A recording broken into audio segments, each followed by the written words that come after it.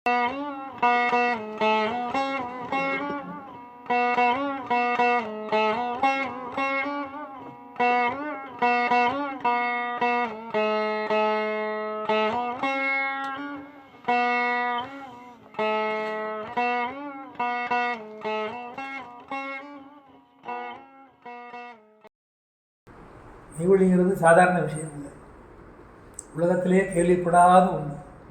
ஆனால் அது உண்மை. வேதத்தை படித்து எல்லாமே தெரிஞ்சுக்கணும். யார் இந்த இடத்துக்கு யார் ஈஸியாக புகிற முடியாது. அதுக்குன்னு பிறவி எடுத்து அவங்களுடைய ஏட்டில் இருந்தால் தான் முடியும். காது கொடுத்து கேட்டால் திங்கரஜாமா ஒரு ஹோட்டல் ஒரு சந்துக்குள்ளே இருந்தால் கூட கேட்குறாங்க. பேச கேட்டால் கூட அன்றைக்கி ஏதோ சொன்னீங்களே கடை தெரிஞ்சு எனக்கு எங்கே சொல்லுங்கள், கடையை சொல்லுங்கள் கேட்பாங்க. அந்த எண்ணம் வரல. உலக அழிவுக்கு சுடாங்க தெய்வம் கோடிக்கு ஒருத்தருங்க. நம்ம இப்போ நம்ம கோடியில் ஒருத்தருங்கும் போது நம்மளை யார் இது பண்ண முடியும்? தலப்பாவை கட்டி எத்தனை கிண்டல் பண்ணுறாங்க, கழிப்பட்டாங்க. அப்புறம் என்ன வச்சேன்னா ஒரு 7 வருஷம் 8 10 வருஷம் இருக்கும். எவனே ஒன்று போயிட்டு கேட்டால் சொல்லுவது இப்போ நான் கம்பல்சரி கட்டி வெளியே போனேன். இப்போ அந்த துணி வந்துருச்சு.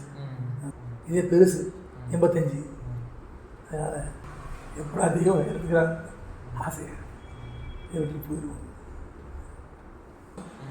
எப்போ தெய்வம் எப்போ எடுத்தாலும் எடுத்து போகும் அவங்க தெரியாது. அப்போ போகும்போது சாலையில் எங்களுக்கு பஸ் வசதியோ ஆட்டோ பஸ் எதுவும் கிடையாது. 10-12 மணி நடந்து தான் போகும். அப்போ என்ன செய்வாங்க, எங்கள் அப்பா வீட்டு ஜாமான்லாம் எடுத்து நிறையா கொண்டு போயிருக்கோம்ல, மாட்டு வண்டியை பிடிச்சி மாட்டு வண்டியில் ஏற்றி எங்கள் அம்மா 2 பொட்டை பிள்ளையை ஏற்றிக்கிட்டு வண்டியில் போகிறாங்க. நாங்கள் பின்னாலேயே போயிட்டு 10-12 கிலோமீட்டர் கூட இருக்கும். இப்போ பஸ்ஸு போகுது. போய் அங்கே போய் உட்காந்துட்டோம். அங்கேயே போய் இருந்தாச்சு 3 வருஷமாக எங்கேயும் வெளியே போகாமல் உழப்புக்கு வழி வேணுமே. அப்போ எங்கள் அப்பா எல்லா வியாபாரத்தையும் நிப்பாட்டு பணத்தை எடுத்துக்கிட்டு 30 ரூபா வச்சுருந்தார். 30,000 ரூபா. இந்த காலம் 30,000 ரூபாய் இப்போ 10 லட்சம் கொண்டு வந்தார். பிள்ளைகளுக்கு சாப்பாடு தொழில் வேணுமே. உலகாளியும் வந்தாச்சு நம்பி, உலகாளிகளுக்கு சாப்பாடு வேணுமே இல்லையே. ஒரு 5-6 மாடு வாங்கி எங்கள் அப்பா வெளியில் சாலைக்கு வெளியே செட்டு போட்டு பசு மாடு வாங்கி வளர்த்தார். பால் கறந்து கொடுப்பார். அவரே எல்லா வேலையும் பார்ப்பார். பால் கறக்கலாம் தெரியும் அவருக்கு. கொடுப்பார். நாங்கள் பிள்ளைய கொண்டு போய் வீட்டுக்கெல்லாம் ஊற்றி காசு வாங்கி சாப்பிட்டுருக்கோம். அப்போ அங்கே எங்களுக்கு என்ன விளையாங்க வேலைக்கு போக விளையாடணும். அதனால் எனக்கு அங்கே தேள் ஜாஸ்தி இருக்கும். கூரை வீட்டில் தேள் அதிகமாக இருக்கும். ஒரு நாள் 6-6:30 மணிக்கு காப்பி எடுத்து போடுறாங்க. அதாவது முன்னாடி இல்லை, நான் காய் போட்டு பக்கத்தில் உட்காந்துட்டு இருக்க மாட்டேன். உட்காந்தவொடனே காப்பி ஆகிட்டு இருக்கு. ஒரு தேள் விழுந்தது என்னை கொடி பிடிச்சி. கையிலையோ விரலையோ ஞாபகம் இல்லை, கையிலலாம் எனக்கு கொடி பிடிச்சி. அப்போ எப்படி பழக்கம்னா ஏதாவது ஒன்றுனா தெய்வத்தை சொல்லணும் போய் சொல்கிற பழக்கம் இருந்தது. வேகமாக ஓடுறான்னாங்க. நான் உடனே ஆலயத்துக்கு ஓடுனேன். அப்போ தெய்வம் கொடிமரத்துக்கு பக்கத்தில் சேர் போட்டு உட்காந்துருந்தாங்க. நான் போய் அப்போ எனக்கு பயம்லாம் கிடையாது. தெய்வத்தில் யாரும் பயப்பட மாட்டாங்க. இந்த வயசில் சின்ன பிள்ளையா அவங்க சேர் உட்காந்தாங்க. சேரை பிடிச்சிக்கிட்டேன். சேரை பிடிச்சி விளையாடினாங்க. தெய்வமே என்னை கேள்வி தெய்வமே, அதுக்காக நான் இங்கே வந்து எதை வச்சுருக்கு குடிமரத்தை போய் முன்னே எவ்வளோ ஓடுறா கேட்டாங்க. இப்போ பார்த்தா பயமாக இருக்குது, எப்படி தெய்வத்தோட பேசணும்னு சொல்லி. அவன் சொல்ல சாதாரணமாக பேசுவோம். அவங்களும் அதை பற்றி ஒன்றும் நினைக்க மாட்டாங்க. எல்லாரும் எப்படி தான் சமைச்சுவாங்க, பழகுவாங்க. அப்புறம் தேல் கூட சரியாக போச்சு, முடிஞ்சு போச்சு. அப்படியே இருந்துட்டு இருக்கும் பொழுது ஒரு ட்ரிப்பு. அப்போ எல்லாம் மாலை பொங்கல், காலையில் பொங்கல் கிடையாது, மாலை பொங்கல் தான். மாலை பொங்கல்லாம் ஒரு பார்த்தீங்கன்னா ஒரு 50 பொங்கல் தான் இருக்கும். அதுக்கு மேலே ஜாஸ்தி இருக்காது. மாலை பொங்கல் வரும்போது இவங்கெல்லாம் எல்லாம் நிற்போம்ல. பணிமனை சேரமாகவும் தெய்வம் வராங்க. இந்த மாதிரி கரண்டி எடுத்துக்கிட்டு இதை எடுத்துக்கிட்டு பொங்கல் எடுப்பாங்க. எடுக்கப்போ சொல்கிறாங்க, கடலாடி நீ என்னடா பண்டி மூளை பத்து போட்டிருக்க பிள்ளைகளை, என்னடா பண்டி மூளை பத்து போட்டிருக்க, நீ வந்து இங்கேயே இருந்தாடா, இந்த பிள்ளைகளை எப்படா கல்யாணம் முடிக்க போகிற, உன் பேர் கிட்ட போகிறது வேறடா, என் பேர் கிட்ட போகிறேன்டா, நான் என்ன செய்ய இப்படி சீக்கிரம் காலி பண்ணி பழையபடி ஊருக்கு போகுது, அங்கே இருந்துக்கோ, உங்களை எல்லாத்தையும் நான் கவனிச்சிக்கிறேன், இங்கேருந்தே பார்த்துக்கிறேன். நாங்கள் அப்பா கொஞ்சம் வருத்தப்பட்டார். அவங்க தெய்வம் சொல்கிறதுக்கு மறுவார்த்தை இல்லை. உடனே 1950 47 போனோம். 1950 3 வருஷம் இருந்துட்டு திரும்பி வந்தோம். திரும்பி வந்து அதே வீட்டில் போய் அதே வியாபாரத்தை பண்ணார். அது என்னமோ டிசியை காணாகமாக இருந்திருக்காரு. டிசியை கொண்டு வந்து அதே கிளாஸில் ஒன்று நின்றாவது இன்னைக்கு சேர்த்தார். அதே ஸ்கூலில் அதே இதில். அதனால் எனக்கு மொத்தத்தில் 3 வருஷம் லைஃபு கற்று படிப்பில் வேலை எல்லாமே அந்த ஒரு சமாச்சாரம். எங்கள் அம்மா அடக்கினாங்க.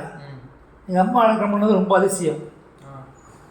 அதாவது காயாக இருந்தால் பச்சையாக இருக்கும். எந்த காயும் பழுக்க ஆரம்பித்தா மேலே மஞ்சள் கலர் அடிக்கும். எந்த பழமும் லேசாக அடிக்கும். இதே போல் எங்கள் அம்மாவுக்கு எங்கள் அம்மா மடியில் இருந்தாங்க, அடக்க மாட்டாங்க. ஒரு நாள் படுத்துருக்கும் போதே நகர்ந்து வந்து இப்படி படுத்துட்டாங்க. மடியிலேயே பக்கத்துலேயே படுத்தாங்க. பேசிட்டு இருக்கும்போது சொன்னாங்க, டேய் நான் போயிட்டேன்னா உங்கள் ஐயா வையாதீங்கடா, சோறு போட்டுருக்கேன். மணிக்கு சோறு போட்டு பார்த்துக்கடா சொல்லி பிடிச்சாங்க. அடைக்கிட்டேன். நானும் எங்கள் அம்மா வந்து இருக்கோம். எங்கள் அப்பா வந்தார் ஹாஸ்டலில் பார்க்குறதுக்கு. சொன்னேன். உடனே டாக்ஸி வச்சு கூப்பிட்டு போயிட்டோம். கூப்பிட்டு போனதில் அங்கே வச்சுருந்து பார்க்கும்போது 1 hour 2 hours ஆச்சு. முகத்தில் மஞ்சள் வச்சிருச்சு. அதை நான் வணிகமாக பார்க்கல. எல்லாம் சொன்னாங்க, நானும் பார்த்தேன். விளையாட்டு போல ஒழிய ஏன் மஞ்சள் வருது என்ன வருது எனக்கு தெரியும். அதே போல் எங்கள் அப்பா அடக்கமானது எல்லா வீட்டுக்கும் போவார். பெரியன வீட்டுக்கு போவார், அலையசி வீட்டுக்கு போவார், அக்கா வீட்டுக்கு போவார். போயிட்டு வந்து கடைசியில் அடக்கமாக என் வீட்டுக்கு வந்துட்டேன். அப்புறம் தான் இருந்துச்சு காரணம் இருந்துச்சு. ஒரு நாள் வேலைக்கிழமை வந்தார் கிளைமேட் இருக்கும்போது வந்து. அப்போ நாங்கள் ஐயாவெல்லாம் அவள் வெறுப்போடு கலந்து வந்து தான் வச்சுட்டு இருந்தாங்க. நான் எங்கே வெளியே போய் சொல்லி கொஞ்சம் பயந்துக்கிட்டு, அப்பா ஐயா வெளியே போய் சொல்லாதாரா, இனிமேல் நான் இருக்க மாட்டேன், 1 வாரம் தான் இருப்பேன். நம்ம காலையில் சும்மா கேட்க சொல்லாங்க, வாங்க ஐயான்னு சொல்லி இறக்கி வச்சு ஒரே ஒரு ட்ரெங்கு பிடிச்சிருந்தார். ட்ரெங்கை வீட்டில் பார்த்தா ஒரு சட்டை ஒரு வேஷ்டி மைவழி, வேறு ஒன்றும் இல்லை. ஹெல்மெட்டில் பற்றி சாப்பிட்டே இருந்தார். சாப்பிட்டு இருக்கும்போது அடுத்து வேலைக்காரங்க புதன்கிழமை அக்கா வீட்டுக்கு போயிருக்காரு. தங்க வீட்டுக்கு திரும்பி உள்ள உனக்கு பக்கத்தில் வீடு ஹெல்மெட்டில். தங்கம் ஐயா எல்லாம் பார்த்துக்கப்பா, நாளைக்கு நான் இருக்க மாட்டேன் சொல்லியிருக்கேன். ஏன்னு சொல்லுங்கள். அதே போல் நாளைக்கு இருக்க மாட்டேங்கிறவங்களே அவன் அப்போ வந்தார், உட்காந்துருந்தார். உட்காந்துருக்கும் போதே நான் ஆஃபீஸுக்கு போயிட்டேன். ஆஃபீஸுக்கு போனோடனே இவர் எந்திரிச்சு கொஞ்சம் மயக்கம் வர சொல்லி கக்கூஸுக்கு போயிருக்காரு. ஏன் போடான்னு அப்பான்னு தெரியுது. உடம்பு கிளீன் பண்ணுறதுக்காக கிளீன் பண்ணுறது. திரும்பி வரும்போது நடக்க முடியல, செவுத்து பிடிச்சி வந்தார். எனக்கு ஆஃபீஸுக்கு இது வந்துச்சு, தகவல் வந்துருச்சு. அப்பாவுக்கு சௌகரியம் இல்லை வந்துருந்தேன்னு சொல்லி இப்போ தானே ஃபோன் பண்ணேன். நான் உடனே வந்துட்டு இருந்தேன் சைக்கிளில். வந்துட்டு இருக்கும்போதே ஒரு சைக்கிள் வண்டி போய் வெயித்தை பிடிச்சி தான் செவத்தை பிடிச்சி தான் நடந்தார். உடனே வந்தோம். சாயந்தரம் ஒரு 5 வந்து உட்காந்து பேசிகிட்டு இருந்தார். பேசிட்டு இருக்கும்போது ராஜேந்திரா, அப்பாவுக்கு இது வரைக்கும் காலத்துக்கு உயிர் போயிடுச்சு. இது வரைக்கும் வருது. அது அப்புறம் தான் நினைச்சு ஏன் கீழே இருந்து உயிர் போகும், தேவர்களுக்கு மட்டும் கீழே இருந்து உயிர் வருமா. அதான் என்ன செய்ய, ஐயா கைத்தனால பிடிச்சி கீழே படுக்க வச்சு தெய்வ சன்னதிக்கு முன்னால் மோதிரமாக வச்சுக்க மாட்டேன். அப்போ நிறைய இருக்கு. நானும் வந்தேன் வீட்டில். பையங்களாம் ஸ்கூலுக்கு போயிட்டாங்க. 22 கீழே படுக்க வச்சேன். மோத்தை திருப்பி வச்சுட்டு சொன்னார், ஒரு சட்டையும் தைக்க கொடுத்துருக்கேன், அதை வாங்க முடிஞ்சால் வாங்கி வச்சுக்கோ. நான் அழகாகிட்டா நீ ஒரு ஆளுக்கு சொல்லு, வந்துட்ட போய் எல்லோரும் வந்துடுவாங்க. அது என்னன்னு தெரியல. அப்போ சாக்கடை சொன்னார் எலிப்பட்டியில். அவர் தான் பழக்கம் எனக்கு கொஞ்சம். அவரை போய் ஐயா இந்த மாதிரி அழகாகிட்டாரு, சரி வீட்டுக்கு போகணுங்கெல்லாம் வந்துடுறோம்னா. என்னென்னு கேட்டதுக்கு உங்கள் அப்பா புதுக்காக அட்ரஸ் கொடுத்தாங்க. அட்ரஸ் கொடுத்துருக்காரு. இங்கே தான் வந்து எப்படி இருக்கும், நீங்கள் வீட்டுக்கு போங்க, எல்லாத்துக்கும் எப்படி தெரியும் அந்த சொல்லியிருக்காரு. இந்த வீட்டில் நடக்காதவே நன்மையில் எல்லாம் வந்துருக்கு. காட்டு வீட்டுக்காரு எல்லாத்தையும் அட்ரஸ் கொடுத்துட்டு இங்கே வந்து கேட்டுருக்காரு. அப்போ இங்கே தான் அடக்கமானம் நினச்சிருக்காரு. இத்தனை வீடு இருக்குது. மனசு ஒரு மனசுக்கு மனசு, நல்ல மனசு கிட்ட மனசு அப்போ தான் தெரியும். எங்கள் அம்மாவை அதே போல் எங்கள் அப்பாவை எங்கள் வீட்டில் அடக்கம் சொல்கிறார். மொட்டை என்ன பண்ணாத, என்னை அடக்கம் பண்ணிட்டு யாரையும் வந்து அழுகாத, ஒரு கண்ணீர் பொறுப்பு அது பார்த்துக்க. அடக்கம் பண்ணி முடித்த உடனே எல்லாம் வந்துருக்கு. எங்கே அடக்கம் பண்ணுறீங்கன்னா அம்மா அடக்கம் பண்ண பாருங்க, அது பக்கத்தில் சொல்ல அவங்ககிட்ட செய்வாங்க. சொன்னேன், அதை போல செஞ்சாங்க. செஞ்சு முடித்த உடனே வீட்டுக்கு வந்து ஒன்றும் செய்யாது. மறுநாள் வந்து சக்கரை போட்டு கொண்டு வாங்க, என் சம்மாதிக்கும் சாப்பிடுவாங்க. வேறு எதுவுமே கேட்காது. மறுநாள் நானும் தினமும் போனோம். கூட ஒரு வேறு வந்தாங்க. சக்கரை பொங்கல் வச்சோம். அங்கேயே உட்காந்து சாப்பிட்டு அப்போலாம் முத்தி போட்டு தெரியாது, ஒன்றும் தெரியாது. வந்துட்டோம். இது வரைக்கும் தான் எனக்கு ஐயாவுக்கு பழக்க முடிய. மெய்வழி சபை எதுக்காக போகிறோம், மெய்வழி சபை எதுக்காக இருக்குதுன்னு ஒரு இன்மை கூட என் காதில் வருது. நான் செஞ்ச தப்பாகவோ இல்லை செய்யக்கூடாதுன்னு தெய்வம் நினச்சாங்களோ இன்னும் தெரியல. மெய்வழி சேவையில் போனால் இந்த இதுக்காக தான் போகிறோம். 10 கோயில் இருக்குது, இது 11வது கோயில். ஐயா அம்மா கூப்பிட்றான்னு போகிறோம். இதுதான் தெரியும் எனக்கு. இது வரைக்கும் எங்கள் அம்மாவோ எங்கள் ஐயாவோ மெய்வழிச்சாலைக்கு எதுக்காக தான் போகிறோம், ஜீவனுக்காக போகிறோங்கிறது ஒரு இன்னி கூட என் காதில் விடலை. என்ன தெரியும் போது சரி இப்படி தான் இருக்கே, வீட்டுக்கு வராங்க போகிறாங்களே, அவங்களும் என்ன பேசலை. சரி அங்கே தான் அப்போ அடக்காங்கிட்டாங்கல்ல, அப்போயாவது பிள்ளைகளை கூப்பிட்டு வர சொல்லி சொல்லுவோன்னு யாரும் நினைக்க வேண்டாமா? ஒரு அனந்தர் ஒரு இது பேசலை. நாங்கள் போகிற வரைக்கும் ஒரு மூச்சு இல்லை. அது என்ன எனக்கும் காரணம் புரியல, நானும் கேட்டுக்கல. நான் என்ன நினச்சேன், ஏதோ 10 கோயிலுக்கு போகிறோம், விநாயகர் கோயில் அந்த கோயில்னு இது கோயிலுக்கு போகிறோம், அப்படியே எனக்கு தோணுச்சு. அதோடைய அது ஒன்று ஸ்பெஷலாக இதுக்காக போகிற வரணும்னு எனக்கு தோணவே இல்லை. நானும் ஜெய்வழிச்சாலை 50 வருஷம் காலி பண்ணி வந்தவன் தான். அதுக்கப்புறம் எங்கள் அப்பா கூட போக வந்திருக்கேன் வழியே, அப்பா போனதுக்கப்புறம் சாலைக்கு போகணும் எண்ணமெல்லாம் இன்னும் கூட கிடையாது. எதுக்காக பிரயோகம் செஞ்சாலே நல்லா இருக்கும். அப்போ ஒரு நாள் நான் பஜாரில் போயிட்டு இருக்கும்போது இந்த யானைக்காரட்டுக்காரரு என்னை கேட்டார். என்ன கேட்டாருன்னா, உங்கள் அப்பா மீட்டிங்கில் என்ன பண்ணுறீங்க அப்பா அப்படின்னாரு. நாங்கள் வீட்டில் சாமி கும்பிட்டு இருந்துருக்கோம். இல்லை அது வேண்டியது இல்லைப்பா, சாலைக்கு போய் சும்மா 2 தட்டில் வச்சு வேஸ்டெல்லாம் வைக்க வேண்டியது இல்லை, செலவும் கிடையாது, உங்களுக்கு செலவாக எங்களுக்கு கிடையாது.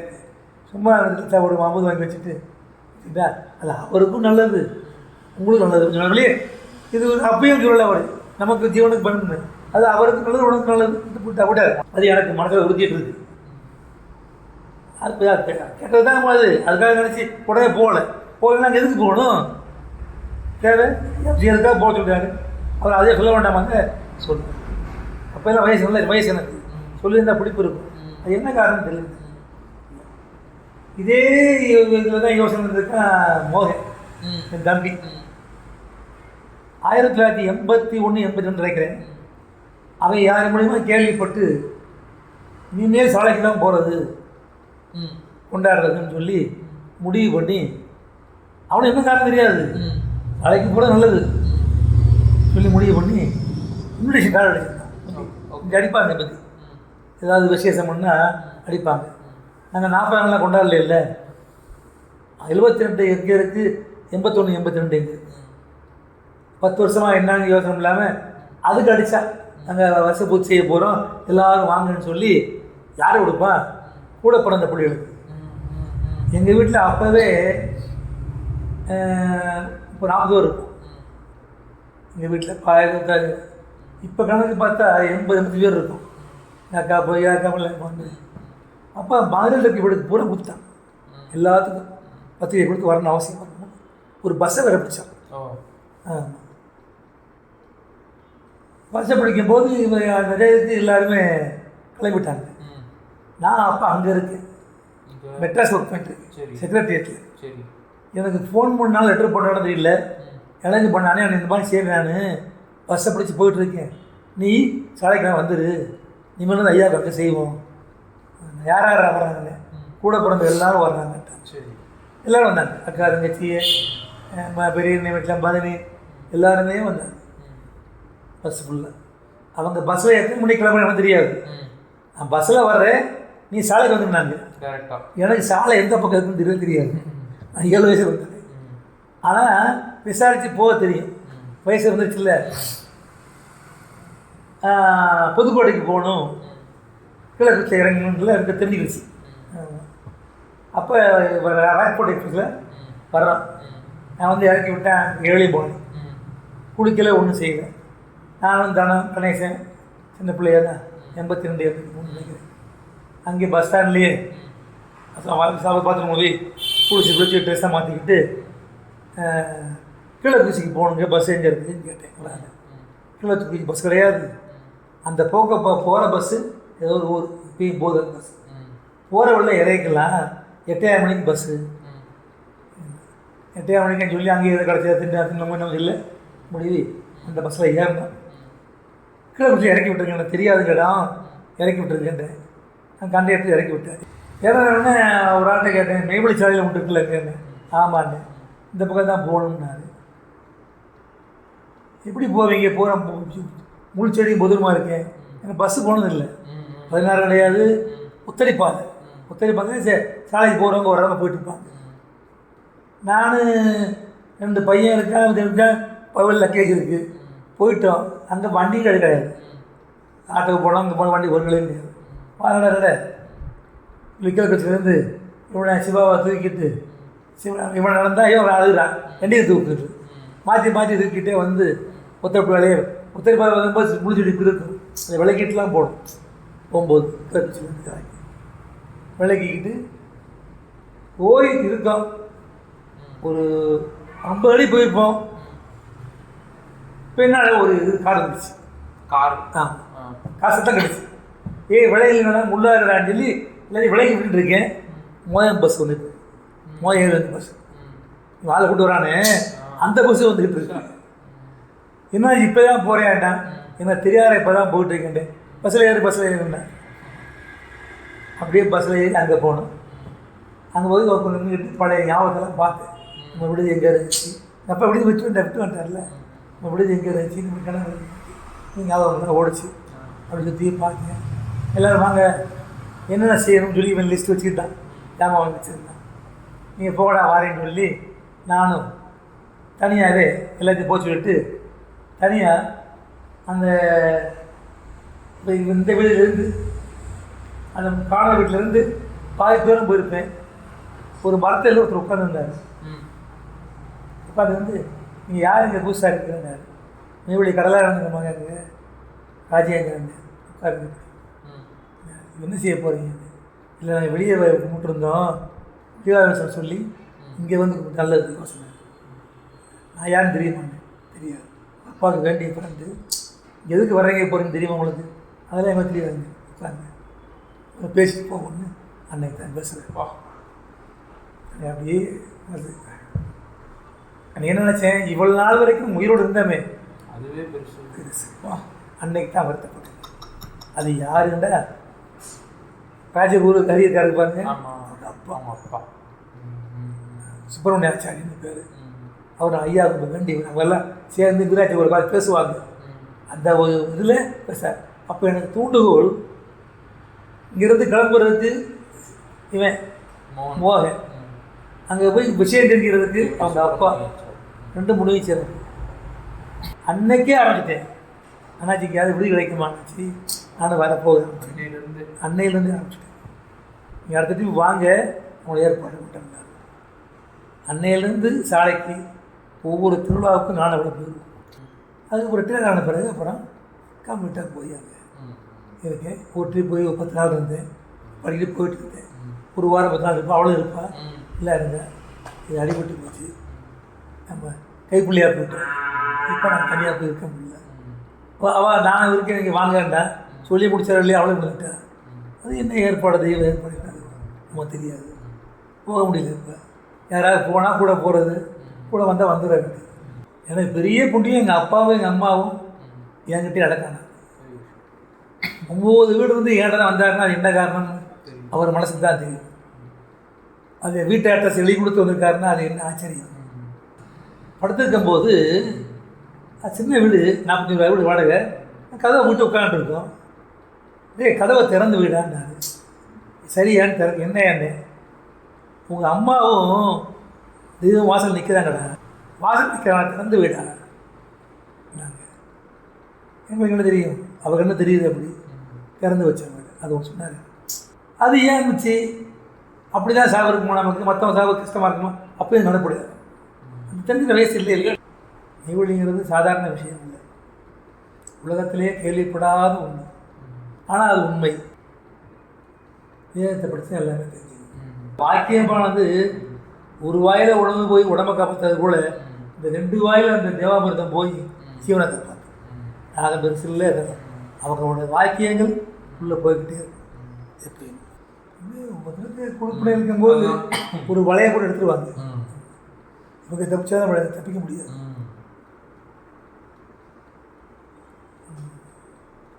நிறைய நிறைய இருக்கு வாழ்க்கை.